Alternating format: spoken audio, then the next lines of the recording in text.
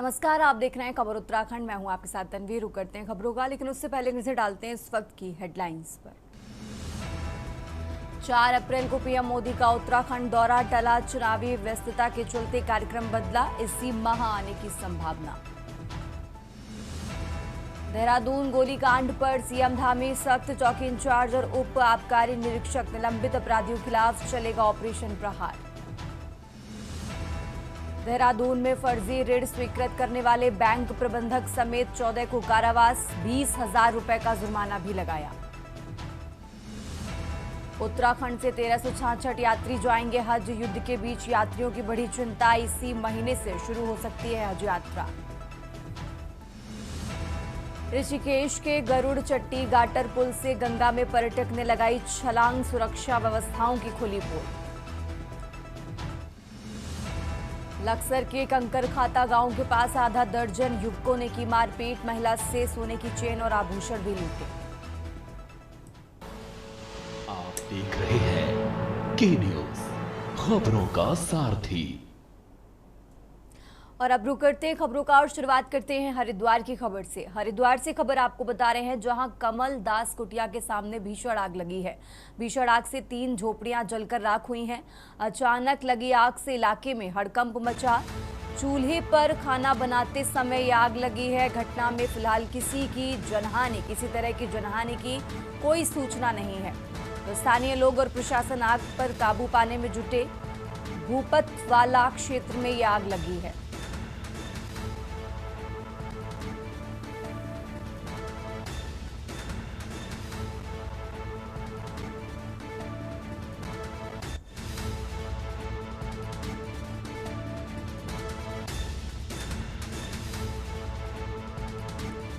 भूपतवाला क्षेत्र में भीषण आग लगी। हरिद्वार से खबर आपको बता रहे हैं, जहां कमल दास कुटिया के सामने भीषण आग लगी। भीषण आग से 3 झोपड़ियां जलकर राख हुई हैं। अचानक लगी आग से इलाके में हड़कंप मचा है। फिलहाल किसी तरह की कोई जनहानि की सूचना नहीं है। बता दें कि चूल्हे पर खाना बनाते समय ये आग लगी।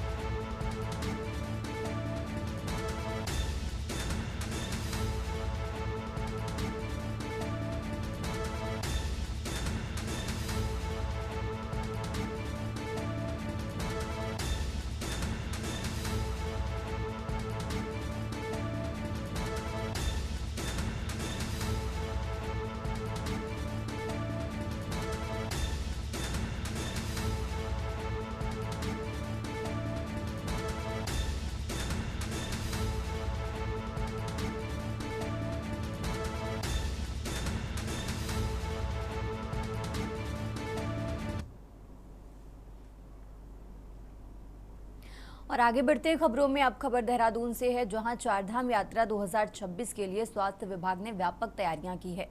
यात्रा मार्गों और ट्रांजिट कैंपों में चिकित्सा व्यवस्थाओं को अंतिम रूप दिया जा रहा है। लगभग 1350 डॉक्टरों और पैरामेडिकल कर्मियों की तैनाती की जाएगी, जो 24 घंटे सेवाएं प्रदान करेंगे। प्राइवेट और सरकारी मेडिकल कॉलेजों के लिए विशेषज्ञ डॉक्टर भी सेवाएं देंगे। यात्रा मार्गों पर 25 मेडिकल रिलीफ पोस्ट स्थापित किए जा रहे हैं। डॉक्टरों को हाई एल्टीट्यूड चुनौतियों से निपटने के लिए विशेष प्रशिक्षण भी दिया जा रहा है। देखिए, अभी चारधाम यात्रा हमारी शुरू होने वाली है 19 तारीख से। और स्पेशली जो हम लोगों के जो हर साल की तरह जैसे तैयारी हमारी होती है, वो तैयारी हमारी चल रही है और काफ़ी कुछ हो चुकी है। तो डॉक्टर्स जो हमारे टोटल डॉक्टर्स हमारे लगते हैं, ये ट्रांजिट और हमारे जो है चारधाम के जो डिस्ट्रिक्ट्स हैं, उसमें हम डॉक्टर एंड पैरामेडिकल जो है वो लगभग हमारे 1350 करीब लगते हैं।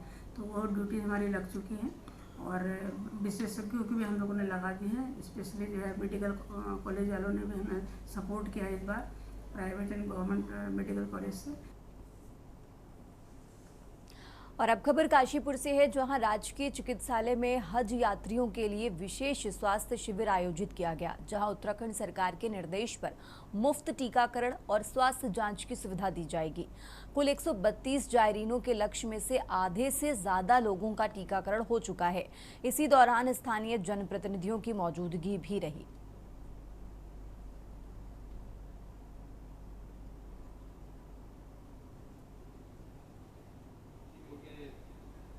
देखिए, ये भारत सरकार और हमारी प्रदेश सरकार के आदेश पर जो है हमारे यहाँ टीकाकरण कार्यक्रम शुरू किया जा चुका है। इसको 2 दिवसीय भी रखना पड़ेगा। यदि हमारे पास जो एक सूची हमारे पास आई, उसमें 130 मरीजों का हमें जो टीकाकरण किया जाना है। इसमें पुरुष भी हैं, महिलाएं भी हैं और उसमें वृद्ध भी हैं हमारे, जिनको हमें विशेष रूप से जिनकी जाँच करनी है। और इसके अतिरिक्त जो है हमने व्यवस्था अपने इस हार्ट सेंटर में कर रखी है। जैसे कि हमारे पास उपलब्ध व्यवस्था अभी फ़िलहाल यही थी, तो उसमें हमने विभिन्न कक्ष जो है आवंटित कर दिए हैं। और अब रुक करते हैं अगली खबर का। हल्द्वानी के बनभूलपुरा रेलवे अतिक्रमण प्रभावित क्षेत्र में सुप्रीम कोर्ट के निर्देश के बाद आयोजित प्रधानमंत्री आवास योजना शिविरों में आवेदन प्रक्रिया जारी है। 21 मार्च से शुरू हुए शिविरों में अब तक 8000 फॉर्म वितरित किए गए हैं, जिनमें से 6300 से ज्यादा जमा हो चुके हैं। राज्य विधिक सेवा प्राधिकरण के सदस्य सचिव प्रदीप कुमार मणि त्रिपाठी ने बताया कि फॉर्म जमा करने की अंतिम तारीख 1 अप्रैल तक बढ़ा दी गई है। जमा फॉर्मों की स्क्रूटनी प्रक्रिया भी शुरू कर दी गई है।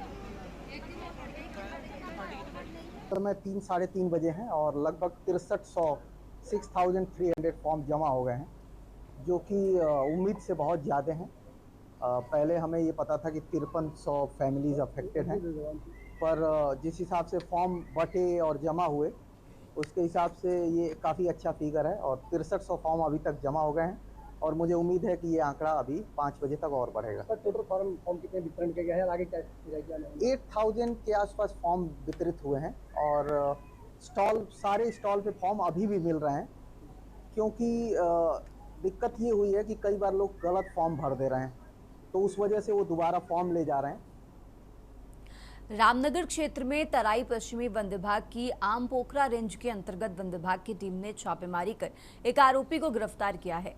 आरोपी के कब्जे से करीब 12 किलो चीतल का मांस बरामद किया गया है, जबकि इस मामले में 2 अन्य आरोपी मौके से फरार हो गए हैं, जिनकी तलाश जारी है।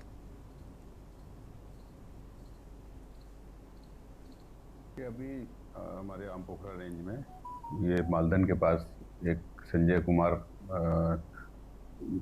था, उनको पकड़ा गया। उसके साथ में चीतल का मांस बरामद हुआ है।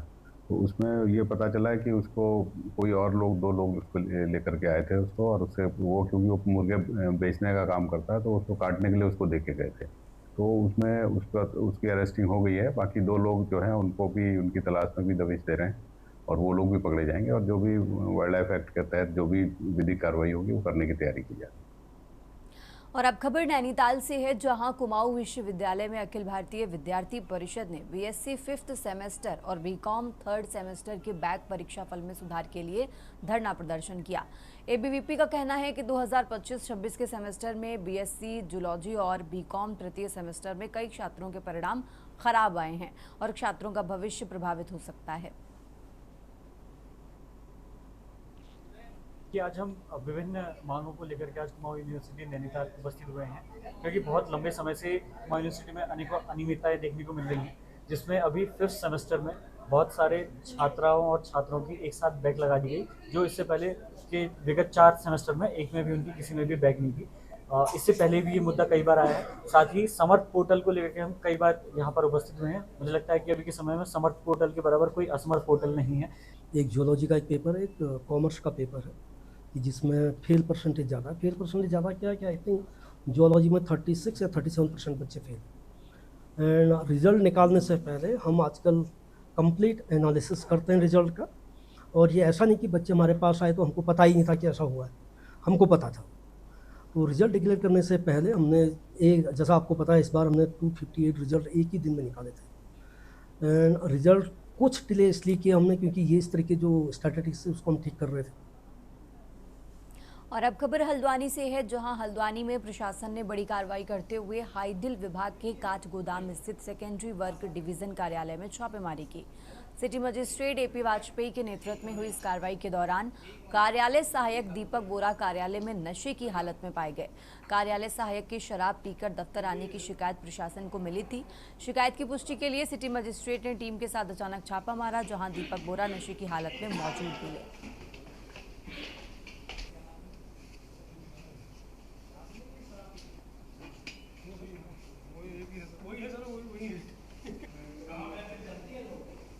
देखिए, एक सूचना मिली थी कि जो हमारा इलेक्ट्रिसिटी डिपार्टमेंट का एक विंग है हार्डिल गेट पर, वहाँ पर एक कर्मचारी पहले से काफ़ी पूर्व में भी इस तरह की आदत रही है कि वो कार्य अवधि के दौरान कार्यस्थल पर मद्यपान का सेवन करते हुए वहाँ पर आना उनका रहता है, और जबकि वहाँ पर काफ़ी संख्या में महिला कार्मिक भी हैं और लोगों की भी आवाजाही रहती है। तो आज उसमें कंप्लेन मिली थी, तो औचक निरीक्षण किया गया और उनके विभागीय अधिकारियों की उपस्थिति में उनका मेडिकल भी कराया गया है। और चूँकि राज्य सरकार द्वारा कार्यस्थल पर अनुशासन बनाए रखने के भी निर्देश दिए गए हैं, उसी क्रम में उनके विरुद्ध विभागीय कार्रवाई के लिए भी उनके अधिकारी को अवगत कराया गया। ये कार्यालय सहायक के पद पर वहाँ पर कार्यरत है। ठीक है, धन्यवाद।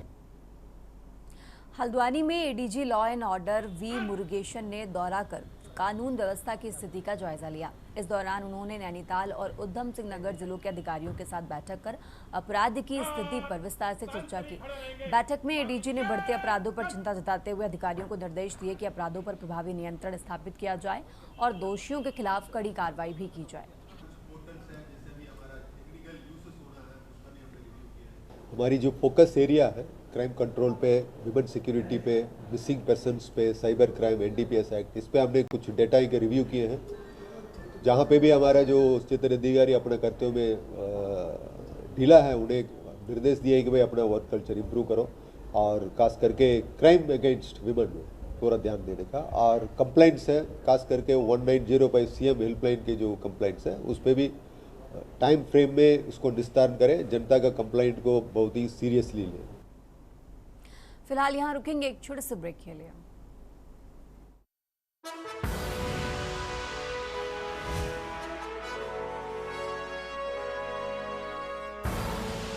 आप देख रहे हैं के न्यूज, खबरों का सार।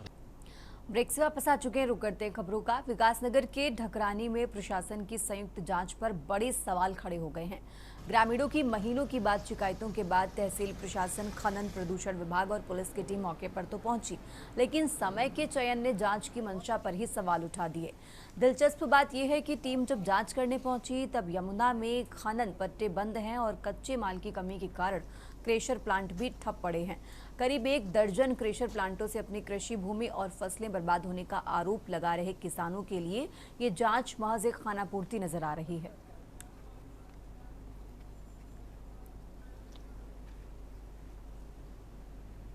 देखिए, लगातार ग्रामीणों की शिकायतें प्राप्त हो रही थी कि जो यहाँ स्टोन क्रेशर है इनसे पॉल्यूशन वगैरह लगातार बढ़ रहा है तथा उनके द्वारा जो है इसमें खनन की भी शिकायतें की जा रही थी, जिसके क्रम में आज जो है जिला खान अधिकारी और हमारे यहाँ से राजस्व की टीम हो गई और पॉल्यूशन से भी अधिकारी आए हैं जो नैत्रानी में स्थित और लगभग विकास नगर क्षेत्र में स्थित जो है सभी स्टोन क्रेशर की जाँच करते हैं। क्या जांच में पाया गया? अभी जांच की जा रही है और इनकी एक विस्तृत जांच आख्या बनाई जाएगी जो उच्च अधिकारियों को पेश की जाएगी। और अब खबर कोटद्वार से है, जहां पौड़ी में वरिष्ठ पुलिस अधीक्षक सर्वेश पवार ने जनपद के सभी थाना प्रभारियों को अवैध खनन पर सघन चेकिंग अभियान चलाने के निर्देश दिए। निर्देशों के तहत कोतवाली कोटद्वार पुलिस ने मालन नदी पोखाल गांव चौकी दुगट्टा क्षेत्र में अवैध खनन की सूचना पर छापेमारी की।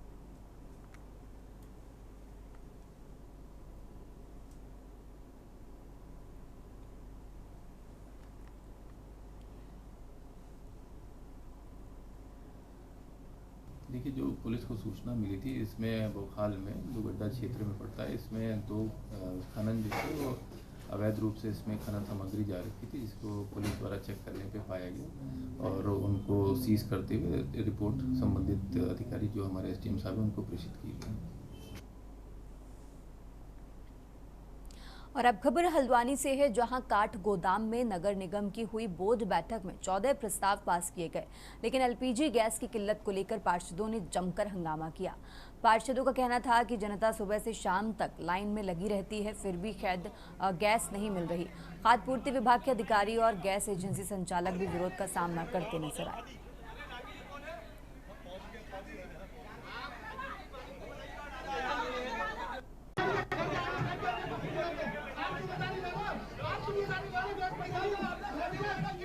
हमारी बोर्ड बैठक की मीटिंग थी आज नगर निगम की, वो संपन्न हुई। हमने सबसे पहले एक मुद्दा रखा मेयर साहब के आगे कि आप इंडियन गैस वालों को बुलाओ। मेयर साहब ने बड़ी चालाकी से, जिस चालाकी से वो ये मेयर का चुनाव जीतते हुए निकाल के ले गए, उसी चालाकी से उन्होंने हमसे नगर निगम में कहा कि अभी इंडियन गैस ऑफिस वाले आ रहे हैं, अभी बस आप एक प्रस्ताव पास करो, दूसरा प्रस्ताव पास करो। सारे प्रस्ताव उन्होंने चालाकी से पास करवा लिए। जब हमने उनसे पूछा इंडियन गैस वाले कहाँ हैं, तो उन्होंने हमारे सामने एक 6 फुट के डांगी जी को ला के रख दिया। प्लस 16 प्रस्ताव उसमें पारित किए गए। मुख्य रूप से उसमें एक तो सभी पार्षदों को कहना था कि भाई जो सफाई स्वच्छता कर्मचारी हैं, हमारे पर्यावरण मित्र हैं,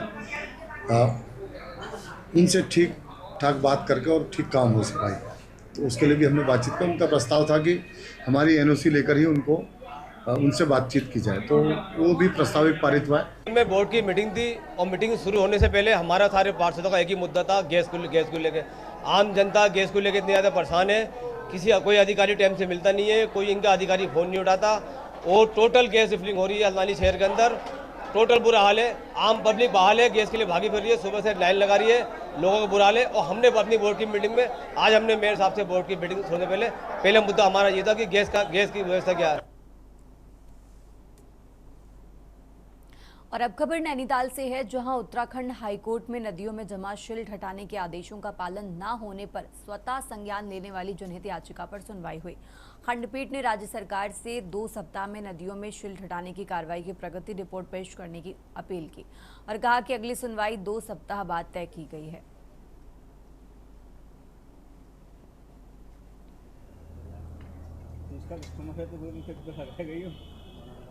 सबसे बड़ी बात यह है कि 2 पूर्व के आदेश PIL 4748 और PIL 127 के आदेशों में स्पष्ट लिखा हुआ है राज्य सरकार को कि आप उत्तराखंड राज्य के आरक्षित वन क्षेत्र की नदियों में जमा डिसिल्टिंग मलबा RBM को रिवर ड्रेजिंग नीति के तहत अपने संसाधनों से, अपने विभागों से हटवाएं। तो उसका पालन नहीं हुआ, तो मैंने शिकायत चीफ जस्टिस महोदय को की, तो उसका स्वतः संज्ञान लिया गया और जिस पर जो है आज सुनवाई हुई, जिस पर माननीय न्यायालय ने कहा है कि राज्य सरकार अभी तक की प्रगति रिपोर्ट क्या तुमने किया, क्योंकि इन्होंने गलत एफिडेविट आज कोर्ट को दिए, तो मैंने उसका विरोध किया और न्यायालय से कहा ये फॉल्स एफिडेविट है, ये केवल कागजी आंकड़ों में है, जमीनी स्तर पर हकीकत कुछ और है। अगर इनने 2 साल पहले काम किया होता तो 2024-25 में इतना बड़ा नुकसान उत्तराखंड में कैसे होगा। और आगे बढ़ते हैं खबरों में। देहरादून में प्रशिक्षण महाअभियान के तहत आयोजित कार्यक्रम में गणेश जोशी ने कार्यकर्ताओं को सरकार की जन कल्याणकारी योजनाओं की जानकारी दी। उन्होंने कहा कि डबल इंजन सरकार के नेतृत्व में प्रदेश में विकास काम तेजी से हो रहे हैं और योजनाओं का लाभ अंतिम व्यक्ति तक पहुंचना प्राथमिकता के तहत रखा गया है।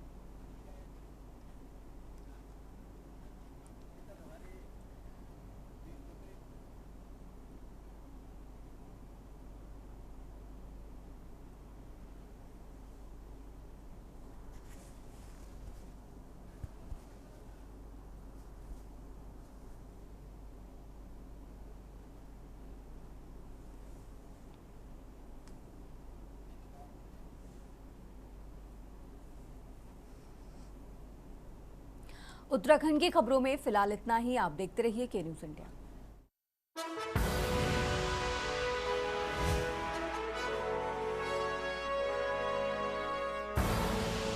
आप देख रहे हैं के न्यूज़, खबरों का सारथी।